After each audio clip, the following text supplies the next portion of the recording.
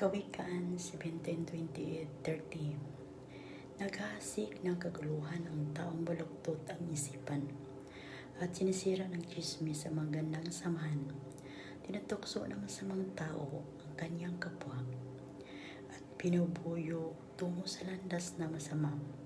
Mag-ingat ka sa taong pangiti-ngiti at kikindat-kindat pagkat tiyak na mayroon siyang masamang balak.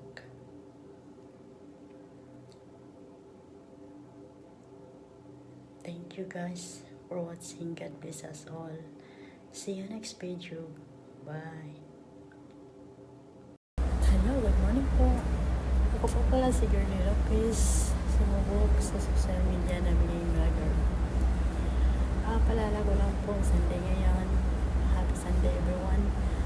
So, ngayon po, kasi Sunday naman, sikapin pa natin magsimba sa adlaw na pagpahulay.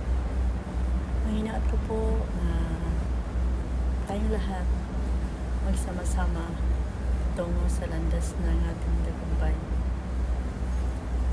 Sana gabayan tayo ni Lord araw-araw. Alam niyo po, masarap magtrabaho na kasama ang Panginoon, diba?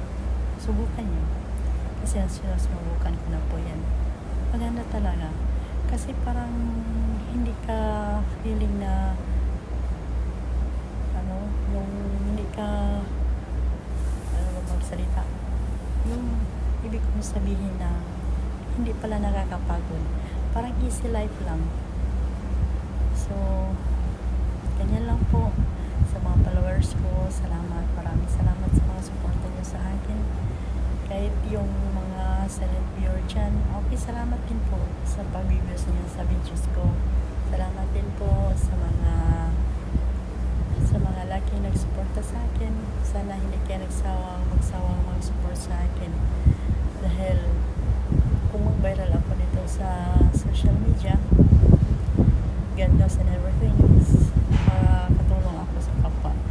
At lalong-lalo na po sa mga tao na nangailangan ng tulong.